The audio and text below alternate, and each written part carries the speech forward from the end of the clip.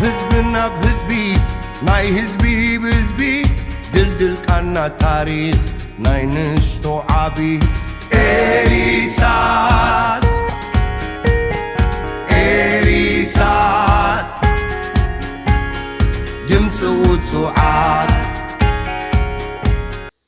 ሰላም ሰላም ተመልካቾቻችን፣ ይሄ ኤሪሳት ሳተላይት ሚዲያ የኤርትራውያን ሚዲያ ነው። ይህን ፕሮግራም የማዘጋጅላችሁ ኤልሳ ማራ ይባላለው። ከዚህ ከአሜሪካ ነው ማስተላልፈው።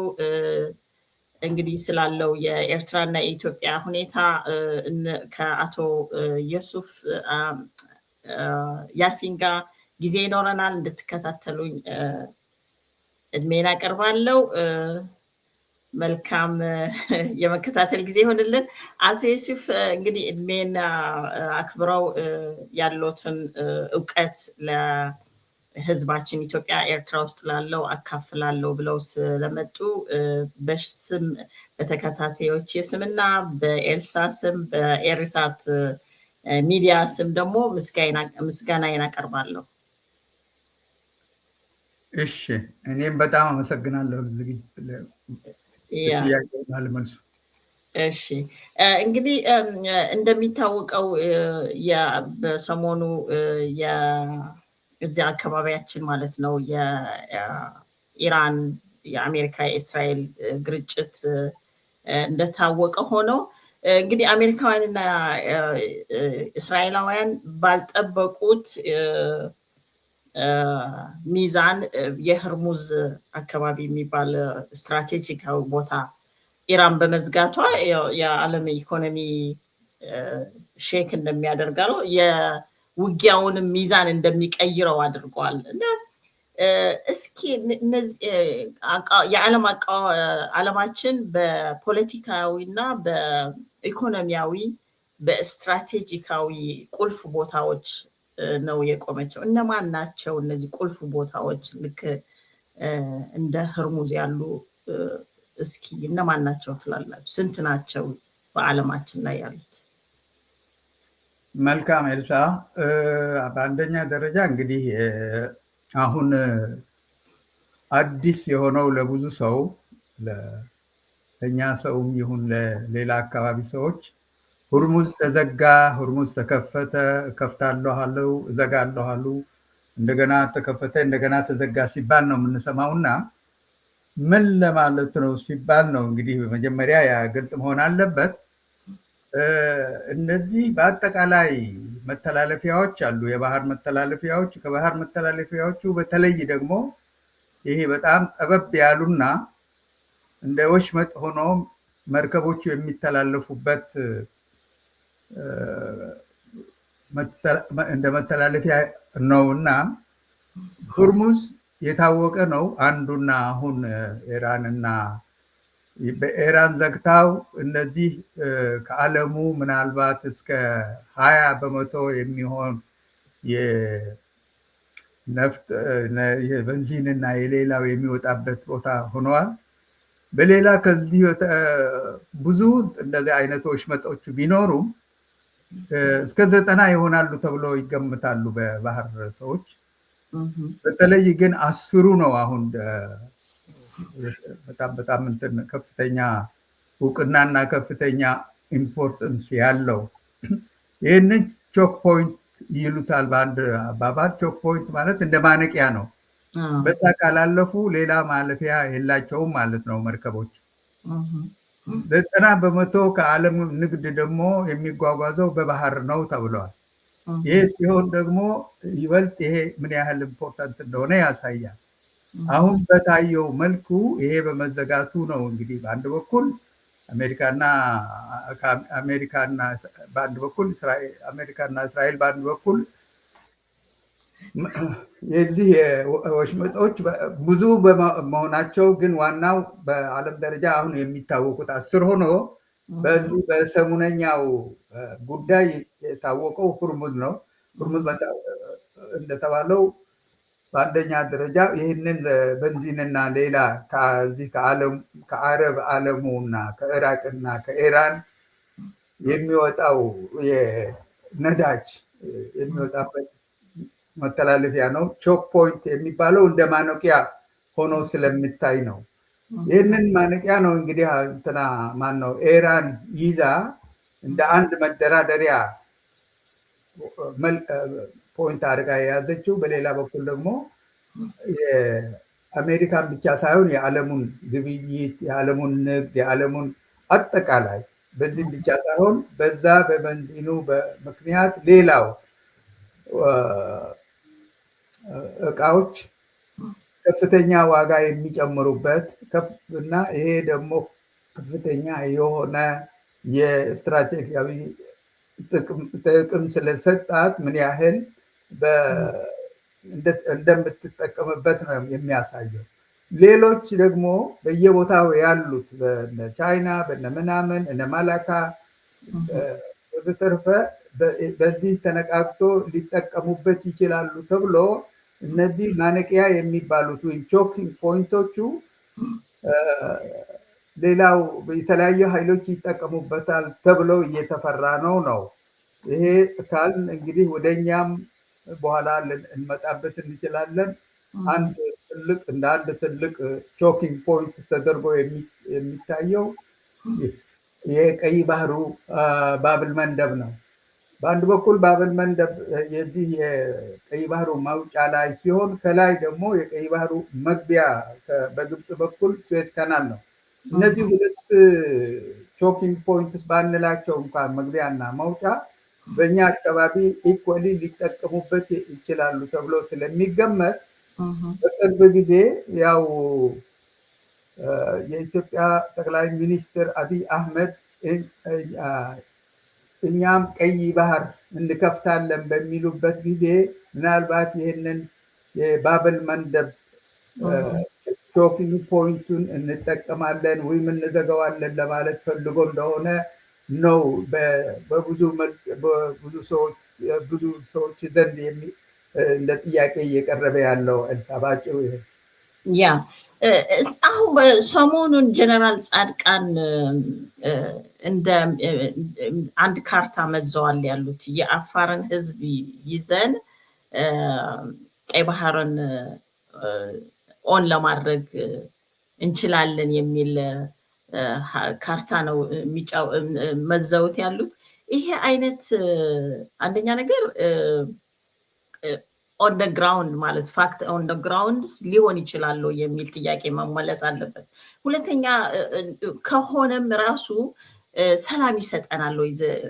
ወደ ውጥንቅጥ አያመጣንም ወይ? ማለት አፋርን ይዘህ እንትን ካልክ ኢትዮጵያ ኦኬ እንደዛ ከተባለ ሶማሌ ህዝብ ወደ ሶማሌ ክልል ይሄዳል ማለት ነው። አፋርና ትግርኛ ደግሞ ወደ ኤርትራ ይመጣል ማለት ነው።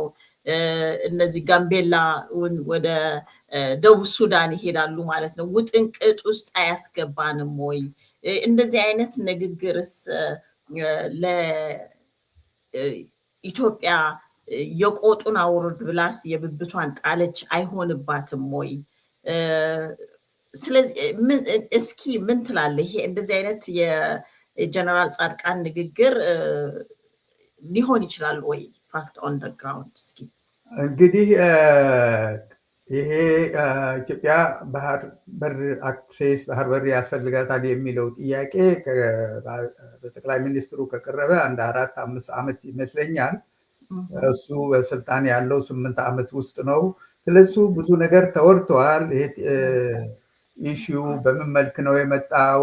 እሱ ራሱን ነው ያመጣው ወይም ሌሎች ኃይሎቹ ከሱ በስተኋላ ሆኖ ነው የቀሰቀሱት የሚሉ ብዙ ጥያቄዎች ሲጠየቁ ነበር።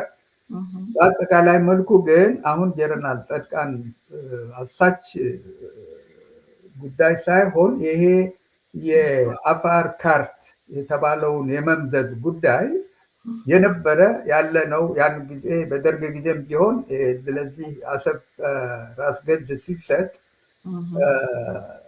አሰብና አውሳ የተባለውን ወሎ አውራጃ አንድ ላይ ተደርጎ በዛ መንፈስ ነበረ የተሰራውና ይሄ ደግሞ ለብዙ ጥያቄዎች በር የከፈተ አስተያየት ነው። አሁን ግን ከሌላ አሁን እንዳልነው ከዚህ ከኢንተርናሽናል መተላለፊያዎች ጋር በምናይበት ጊዜ በቅርብ ጊዜ በተለይ ከዚህ በፊት እዛ አካባቢ የዚህ የአረብ አሚሬቶቹ በአንድ ጊዜ አሰብ ላይ ነበሩ። በሌላ ጊዜ ከአሰብ ካስወጧቸው በኋላ የዚህ በባብ አልመንደብ ላይ አንድ ኤርፖርት አላቸው፣ መዩም በተባለችው ትንሿ ደሴት። እነዚህ ደሴቶች ያኔም ሰው በጭንቅላቱ የነበረው ምናልባት እነዚህ ማነቂያ የተባሉትን መተላለፊያዎች ይዘን አንዳንድ ነገር ማድረግ ይቻላል በሚለው ነው። ግን የአፋር ካርት የተባለው አፋሮቹን በኢትዮጵያ ውስጥ አፋር ስላለ ከአፋሮቹ ከሌሎች አፋሮች ጋር አንድ ላይ እናደርጋለን የሚለው ነገር ኦፍኮርስ በብዙ መልኩ ሌላ ችግር ያመጣል ነውና በእኔ አስተያየት ባለፉት ስንት ዓመታት ስንለው የነበረው ኢትዮጵያና ኤርትራ ሁለት መንግስታት ከሆኑ በኋላ አንዱ የአንዱን መሬት ፈልጎ ይዞ ነጥቆ ከወሰደ በኋላ እንደገና ልጠቀምበታለሁ ብሎ ማሰቡ ራሱ የማያበራ ጦርነት የማያበራ ውጥንቅጥ ሁኔታ ይፈጥራል ብለን ስለምንሰጋ ፖርቱን በግድ እንኳን ለመንጠቅ ቢቻል እንኳን ለመጠቀም እንደማይቻል በብዙ መልኩ የተነገረ ነገር ነው። ለአካባቢውም ለዛ ለራሱ ለአፋር ህዝብም ለኤርትራ ህዝብም ለጠቅላላ ኢትዮጵያ ህዝብም ሁሉ ችግር የሚያመጣ ጉዳይ መሆኑ ነው። አሁን ግን ከዚህ ከመተላለፊያዎች ጋር ተያይዞ ባብ አልመንደብ ጉዳይ ሲነሳ እንደገና መነሳቱ ምናልባት እንግዲህ እንደሚታየኝ እነዚህ ከዚህ በፊት እዛ አካባቢ መሬት ሲፈልጉና ምናልባት ኤርፖርቶችም ሲሰሩ በዚህ የመን አካባቢ ደግሞ የመንንም ጭምር ሌላ ችግር ያስገቡ በተለይ የዚህ የአረብ አሚሬቶቹ አሚር መሐመድ በን ዛይድ የነበረው እቅድ አካል የሚሆን ይመስለኛል። ያ እቅድ ግን አንድ 4-5 ወር በፊት እንደምናስታውሰው ይህንን ትልቁ ጦርነት ከመነሳቱ በፊት ሳዑዲ አረቢያ መሐመድ በን ዛይድን ከዚህ ከየመን እንዲወጣ አዛ እንዳውም አስገድዳ የወጣበት ሂደት ነው የምናየው። በሌላ በኩል ደግሞ የዚህ የዓለም አቀፍ ሁኔታ አካል ሆነን የባህር ጥያቄያችን ይመለሳል የሚለው ግምት የኢትዮጵያ ሚኒስትር ማነው ጠቅላይ ሚኒስትር ካለው ምናልባት ይበልጥ የሚያወሳስብ ይሆናል። እሱ እንደሚመስለው አካባቢውን ያተረማምስ ይሆናል እንጂ ለተፈጠረው ሁኔታ ይበልጥ ጥንቅት ሁኔታ ይፈጥራል እና የተሻለ እድል ያመጣል ብለን አላስብም። እኔ ከዚህ በኋላ እነዚህ ያሉት መንግስታት ኤርትራም፣ ኢትዮጵያም፣ ጅቡቲም ሌሎቹ ወደ አንድ በሚመጡበት ሂደት ውስጥ ነው አፋሮቹም ይሁኑ ሌሎቹ በአንድነት የፖለቲካሊም ሆነ ኢኮኖሚካሊ ኢንቴግሬሽን ውስጥ ይጠቀማሉ ብዬ አስባለሁ። ይሄ ግን በኤርትራ በኩል ደግሞ ይሄንን ስፔሲፊክ የሆነውን ጉዳይ ደጋግሞ ከአብይም በኋላ ሊመጣ ስለሚችል የአፋሮቹ ጉዳይ በልዩ መልክ የሚያዝ ጉዳይ ቢሆን የተሻለ ይመስለኛል ነው እንደ መፍትሄ።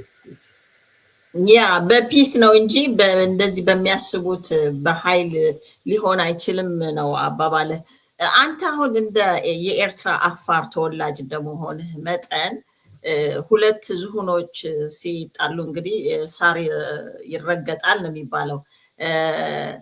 ህዝቡ አሁን የእውነት የአፋርን ህዝብ ግምት ውስጥ ያስገባ ስለነሱ ባሰበ ጉዳይ ነው ወይስ የራሳቸውን ህልም ወይ ማለት እኔ ሳየው ዶክተር አብይ እዩኝ ያበዛል እና ባህር ካልያዝኩኝ አልታይም የሚል አይነት ነው የሚመስለው እንጂ ስለ እንደ ማለት የኤርትራ መንግስትም ራሱን የቻለ ለአፋር ህዝብ ብዙ ችግርና ማለት እርሻው የሆነ ባህር ለአፋር ህዝብ እርሻው ነው። ባህሩን ከባህሩ ነጥሎ ለመኖር ሊኖር የፈረደ ያለው ያ ማለት ደግሞ ልክ አሳን ከባህር አውጥተህ ኑር ካልከው ሙት ማለት ነው። ስለዚህ አይነው ይረዳኛል። እና የአፋርን ህዝብ ግምት ውስጥ ያስገባ ነው ወይ ይሄ ንግግራቸው ወይስ የራሳቸው ህልም ነው? ምን ትላለህ እስኪ እንደ የአፋር ተወላጅ ኤርትራዊ አፋር ተወላጅ?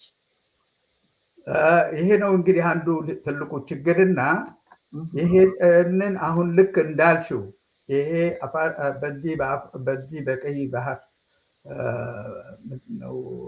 ባህር ጠረፍ የሚኖረው የአፋር ህዝብ እንዳልሽው ኑሮ የተመሰረተው በባህር ነው። ንግዱም በዛው ላይ ነው የሚኖረው በአሳ ላይ ነው እና ነግዶ ደግሞ ወደ ሳውዲ አረቢያም ወደ የመንም ወደ ሌላ ሲወስድ የነበረው በዚህ አካባቢ ስለሆነ ደጋግመን የምንለው በአንድ በኩል የኤርትራ መንግስት ወይም የኤርትራ ተቃዋሚዎቹ አፋሮቹ ብቻ ሳይሆኑ ኤርትራ ውስጥ ያሉት ሌሎች ህዝቦቹ በአንድ ላይ ነው የተጨቆኑት የሚለው ሲኖር፣ በሌላ በኩል ደግሞ አፋሮቹ ያ ትክክል ሆኖ እኛ በተለይ አሁን እንዳልሽው የአፋር ሌላ የእርሻ መሬት ስለሌለው እርሻና መኖሪያ ዋና መሰረቱ ባህር እስከሆነ ድረስ ይህንን ጉዳይ በትክክል መታየት እንዳለበትና በመንግስትም ይሁን በተቃዋሚዎቹም ይሁን ይህንን የተለየ ሁኔታ በተለየ መልኩ መታየት አለበት ይላል። በሌላ በኩል ደግሞ ጀነራል ጻድቃን ደጋግሞ ያለው ነገር አለ። እኛ የምንጣላው በባህር ነው፣ ባህሩ የአፋር ነው፣ አፋሮቹ ደግሞ ትንሽ ናቸው ብሎ አንድ ጊዜ የሰጠው እንትን አለና ትንሽ በመሆናቸውን እንግዲህ መሬቱን እንወስዳለን አይነት አባባሎች ያሉበት ጊዜ አለ። በሌላ ጊዜ ደግሞ ሌሎች የሱ ጓደኞች ጌታቸው ረዳ እንዳ ምንድን ነው የተባለው ይሄ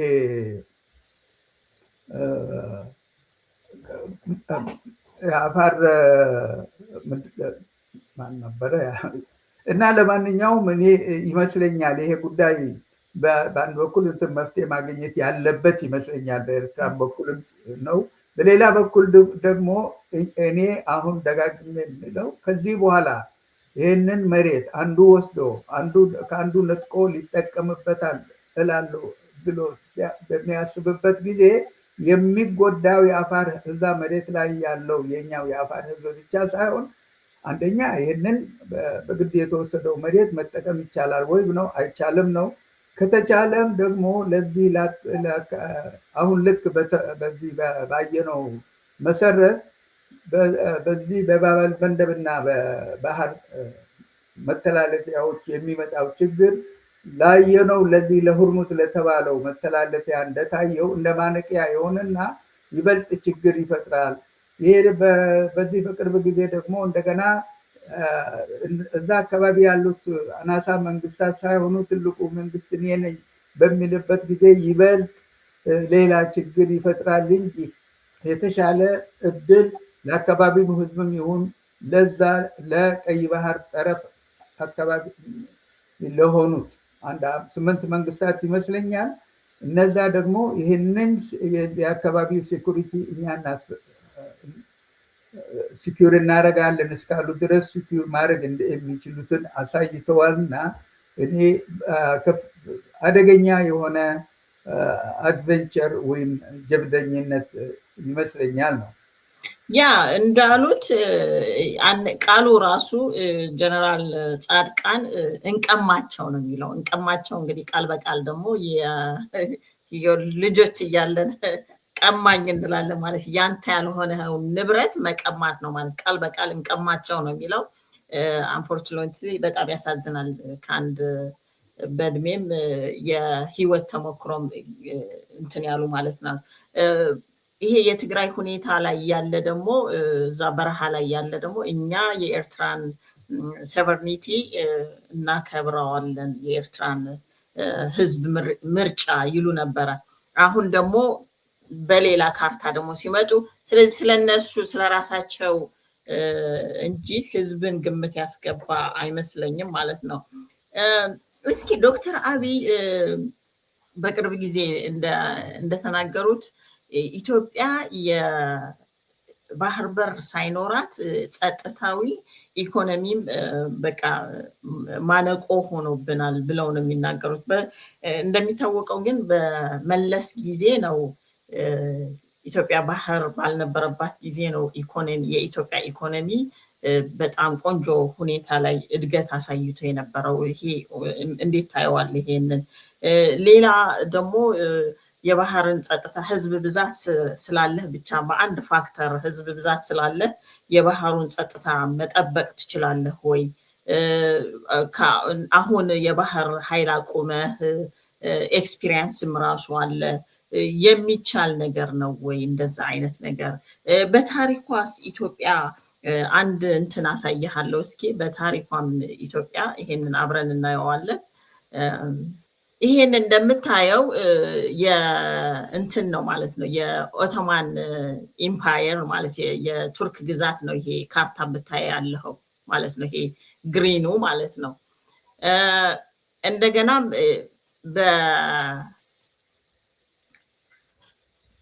በእንትን ጊዜም ይሄ ደግሞ የኢጅፕት ነው እንደምታይ ያለው። ይሄ የኢጅፕት ነው።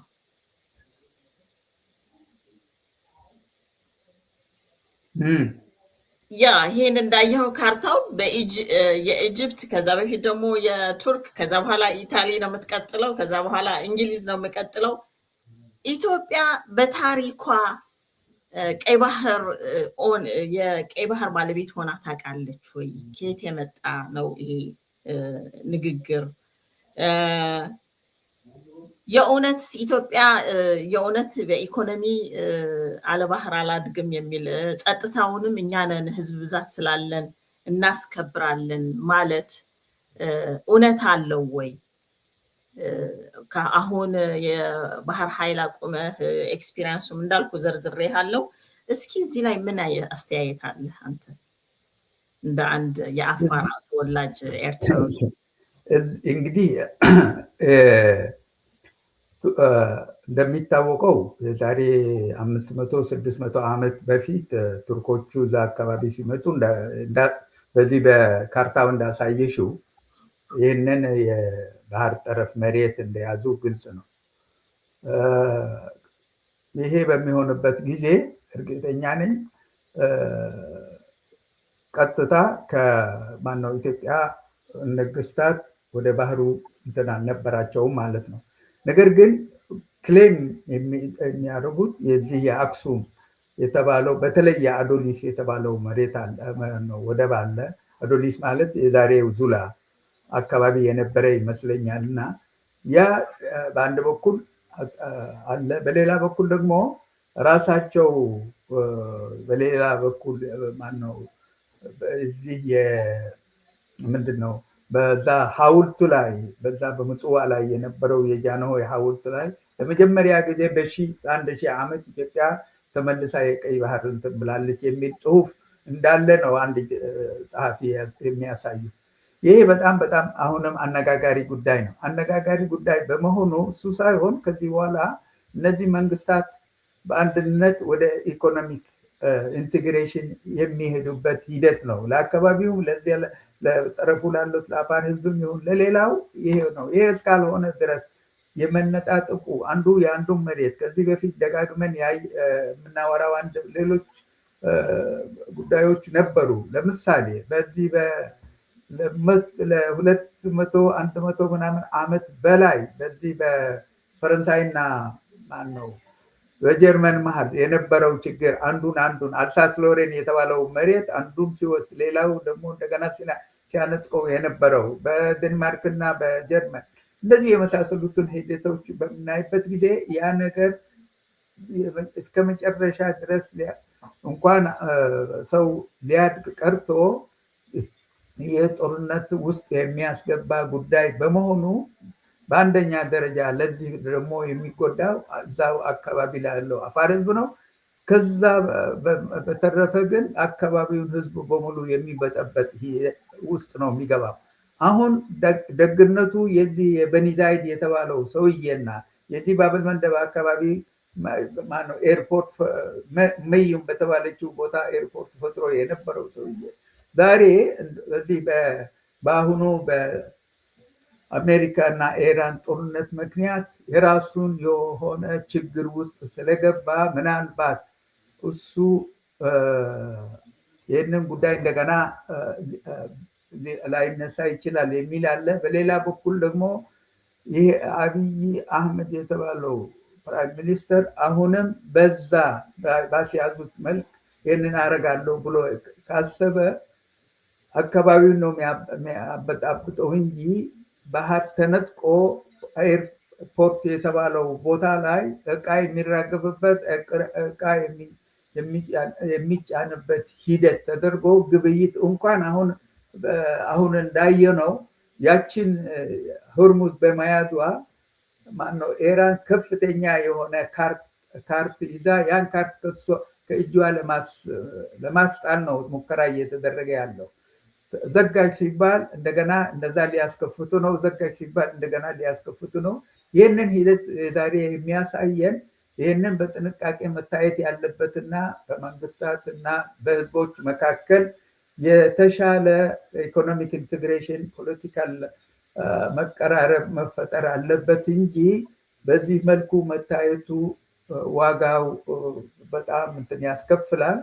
ለአካባቢ ደግሞ ምስቅልቅሉን አሁን እንዳየነው በእኛ አካባቢ ብቻ ሳይሆን ይቺ ባብል መንደብ የተባለው ቦታ እንደ ሌላው ታዋቂ የዓለም አቀፍ የባህር መተላለፊያ ማነቆ ለዓለም ግብይትን ምስቅልቅል ሁኔታም ይፈጥራል ነው ኤልሳ። ያ እንዳልከው ልክ ኢራን እንደምታደርገው ያለችው በኃይል አይቻልም። ከተቻለም ራሱ ኢትዮጵያ አሰብን ይዛለሁ ብላ ከሞከረችም ምንም ነገር ልታደርግበት አትችልም። ባጽ ላይ ሆነህ ትመተዋለህ ማለት ነው። የሚያልፈውን ደግሞ ራይት አለ የአንተ ቴሪተሪ ስለሆነ መሬትህን በኃይል ስለተያዘው ራይት አለህ የፈለግከውን ለማድረግ ማለት ነው፣ ልትደበድበው ማለት ነው። አሜሪካውያንም አብይ እንደሚያስበው ያለው ለአብይ ሊያደርግ የሚያስበው ያለው እኛንን የአካባቢውን ጸጥታ መጠበቅ የምንችለው ብሎ ነው ሊያሳምን የሚሞክረው። ይህ ደግሞ እውነታ ያለው አይደለም። ለምን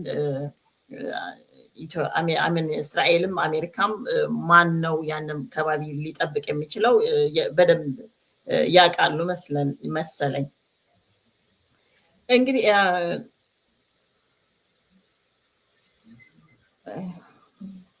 እስኪ የመጨረሻ ጥያቄ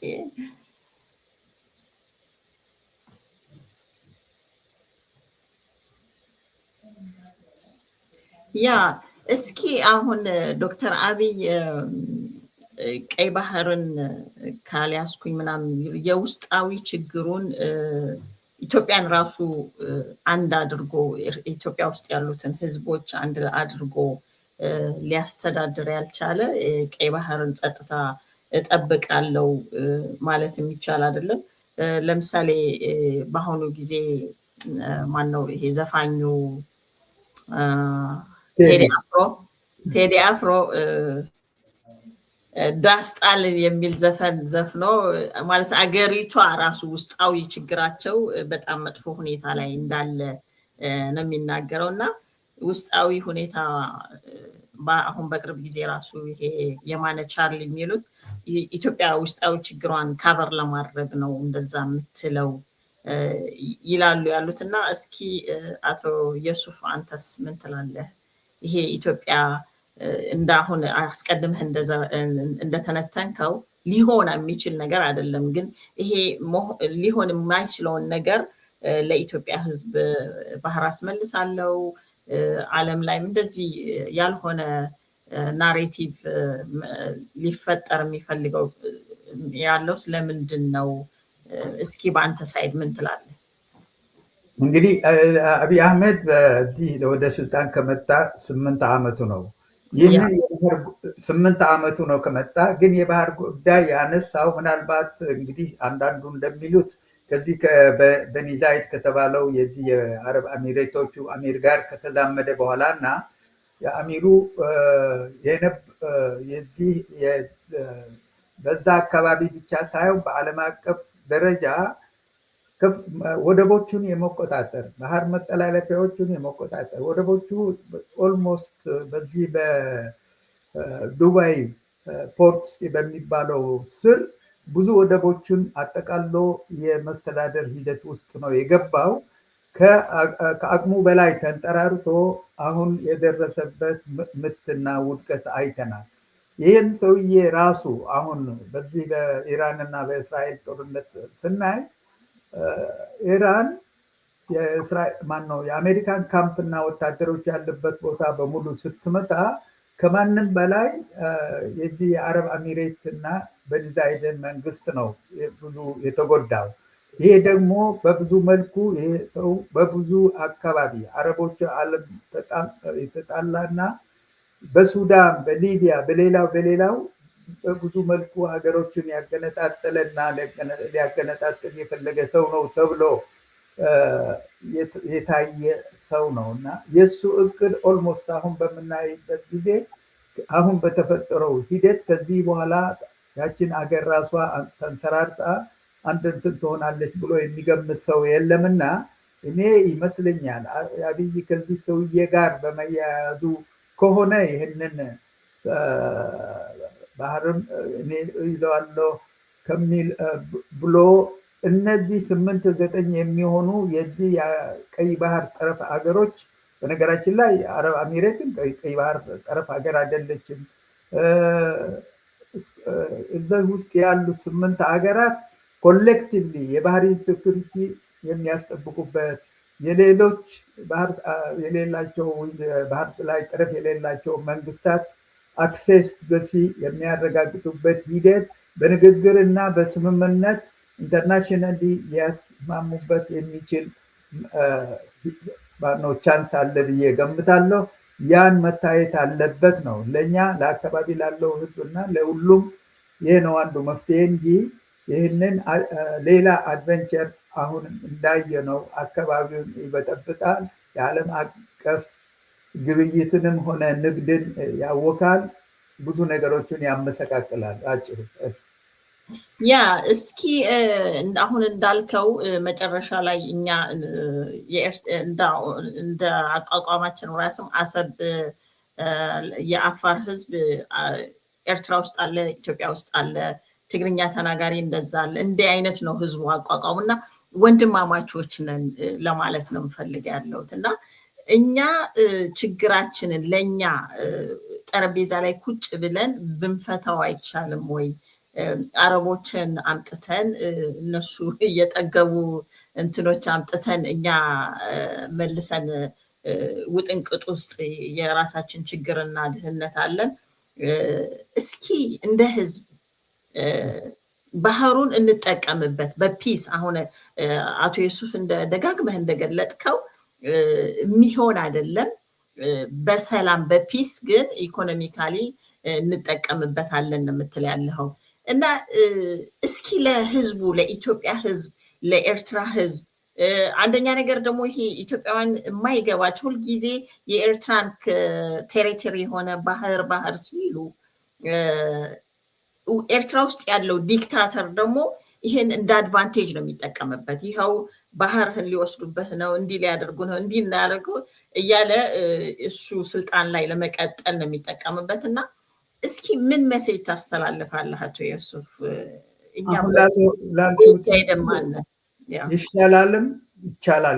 ይሻላልም ይቻላልም ነው በሁለቱ። አንደኛ የሚሻለው እንደተባለው በሰላም ከሰላም ሁሉ ተጠቃሚ ነው። አካባቢ ህዝብ ተጠቃሚ ነው። መንግስታትም ተጠቃሚ ናቸው። በዛ በቀይ ባህር አሁን እንደሚባለው ሊያልፉ የሚችሉ መርከቦች እና ሌሎችም ተጠቃሚ ናቸው። አሁንም ያን አንድ መተላለፊያ ወሽመጥ በመዘጋቱና በመከፋፈቱና መንግስታት በዛ ዙሪያ በመጣላታቸው ምን ያህል በዓለም አቀፍ ትሬድ እና ግብይት ላይ የተፈጠረው ሂደት እናያለን። በእኛ አካባቢ ደግሞ እንዳውም ከዛ በተለየ ሂደት ይበልጥ ችግር እንደሚፈጠር ምንም የሚያነጋግር አይደለም እና ይሄ ብዙ ምርምር የሚያስፈልገው ነገር አይደለም። ይህንን የጋራ ተጠቃሚነት ተብሏል። መጀመሪያ አብይ እንደመጣ ኤርትራ ሄዶ ከኤርትራ ፕሬዚደንት ጋር በሚነጋገርበት ጊዜ ሰላም ተፈጥረዋል ተብሎ ነው ያ እንግዲህ ፒስ ፕራይዙንም ጭምር ያገኝበት ሂደት የምናየው እና ያ ፒስ በመፈጠሩ ነው ለአካባቢ እድገት ይመጣል ተብሎ የተገመተው። ይሄ ብዙ ሳይቆይ ነው ምን ላይ ተስማምቶ ነበረ፣ ምን ላይ ሳይስማሙ ነው የቀሩት የሚለው ለኢትዮጵያ ሕዝብም ለኤርትራ ሕዝብም የታወቀ ነገር አልነበረም። ከዚህ በኋላ አሁን እንደምንለው ሌሎች የራሳቸው እቅድ ያላቸው አሁንም አየን እኮ ያየነው ምን ያህል እንግዲህ እነዚህ የሚዘጉ ማነው መተላለፊያዎች ማነቆ እንደተባለው ማነቆ ናቸው። ማነቆነታቸው ታውቆ በዛ ላይ ሌሎች ኃይሎች እንደሚረባረቡበት እናያለን እና ይሄ ኢትዮጵያ የባህር አክሴስ ያስፈልጋታል። ኦፍኮርስ አክሴስ ያስፈልጋታል። ይሄ የሚከለክላት ያለ ኃይል የለም ብለን ነው የምንገምተው። አክሴስ ሲፈልግ ደግሞ ሌሎቹ እንደዛ በዚህ ባህር ጠረፍ ያሉት መንግስታት ደግሞ ለዚህ ባህር ሰላም ለመፍጠር ኃላፊነት አለባቸው።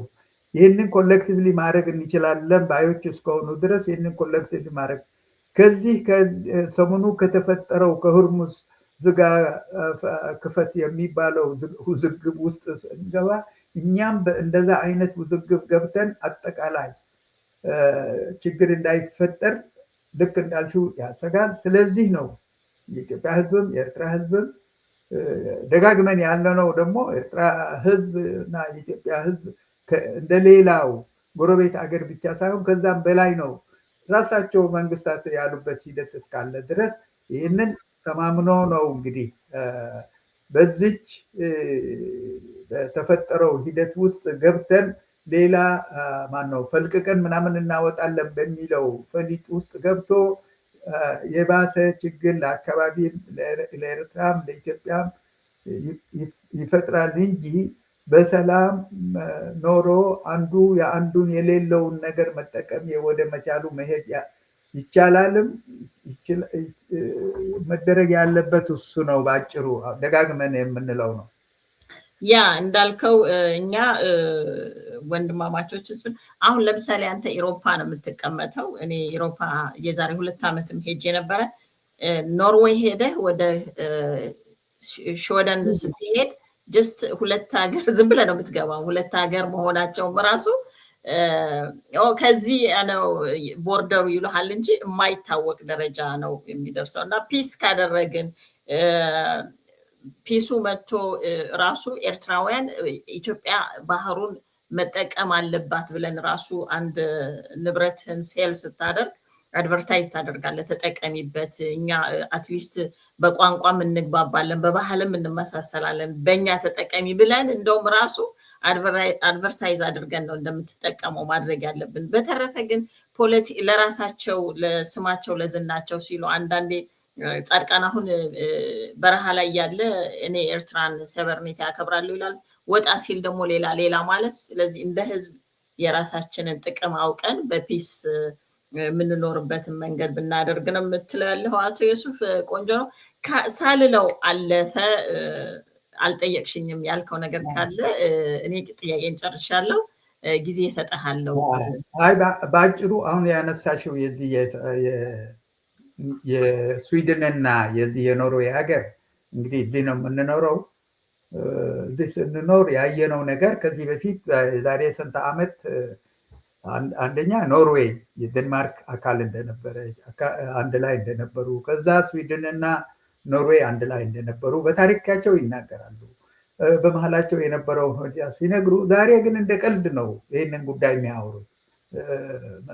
አንዱ ያኛው ይሄ እኛ ያለንበት ኖርዌይ ሀብታም ሆነዋል፣ እንትን አለው፣ ቤንዚን አለው፣ ምናምን አለው እና ገንዘባችሁ መጠቀም አልቻላቸው ምናምን እንደ ቀልድ ነው የሚታዩት። በምንም ሁኔታ እነዚህ ሀገሮች ከዚህ በፊት ተጣልቶ ነበረ ቢነገር እንኳን ለማመን የሚያስቸግር ደረጃ ወንድማማችነታቸው፣ አንድነታቸው፣ የአንድ ቋንቋ መግባባታቸው በምን ደረጃ እንደሚያስቀና እናያለን። ለማንም አንቺ መጥተሽ እዚህ ካየሽው እንደዛ ነውና በብዙ መልኩ ያን ኢንቴግሬሽን ነው እንግዲህ ኤሮፓ ውስጥ የታየው። ኤሮፓ ውስጥ ስትኖሪ እኛ በመታወቂያ ነው የትም የምንሄደው። ዛሬ በዚህ በኤሮፓ ውስጥ ከሌላ ዓለም መተን ይህንን ሂደት በአካባቢያችን እንዲፈጠር ሁላችን እንፈልጋለን። አካባቢያችን ያለው ችግር ደግሞ መሰረቱ ተደጋግሞ ያለው ረሃብ፣ ያለው ችግር፣ ያለው ውሽንፍር ሁሉ መንግስታት የሚመነጭ ነው እንጂ በአንድነት መተባበር ቢቻል ምን ያህል መፍጠር እንደሚቻል ደጋግመን አይተነዋል። እና አይ ቲንክ በባህር ጉዳይም ይሁን በሌላ ጉዳይም ይሁን ተስማምቶ መስራትና ሁሉም ተጠቃሚ የሚያደርግ ስምምነት ላይ መድረስ ሲቻል ሌሎች ኃይሎች በሚሰጡት ማነው ቅስቀሳና በሌላ ጉዳይ ውስጥ ገብተን ራሳችንን እንጎዳለን፣ አካባቢያችንን እንጎዳለን፣ ህዝባችንን አንጠቅመው እንጎዳለን ብለን ደጋግመን እናወራለን።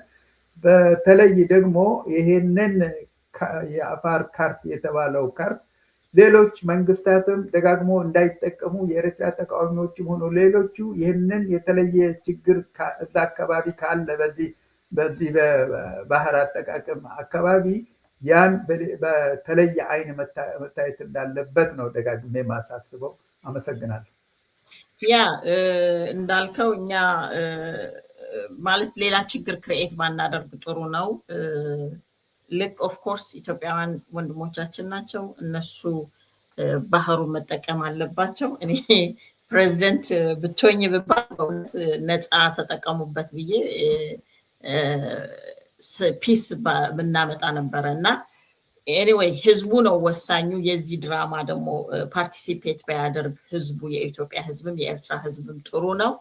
ኦፍኮርስ ወንድማማቾች ነን።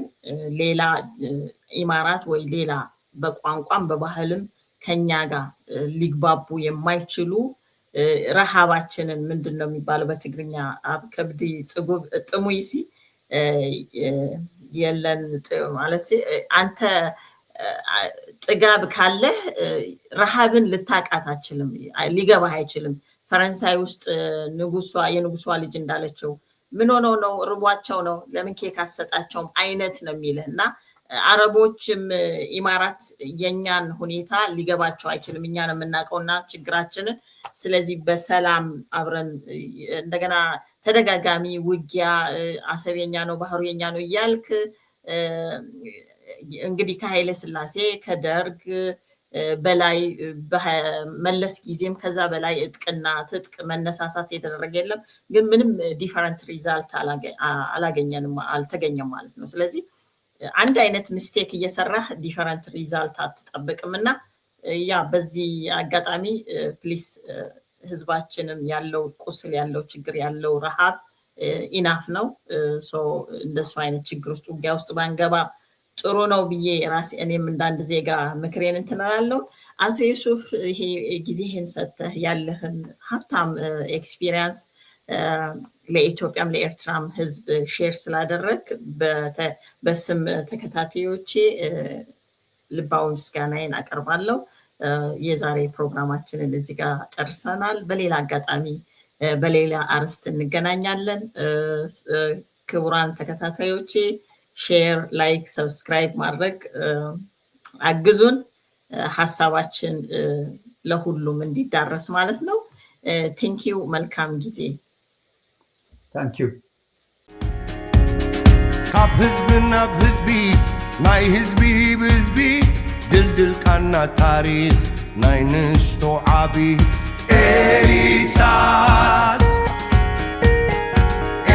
ኤሪሳት ድምፂ ውፅዓት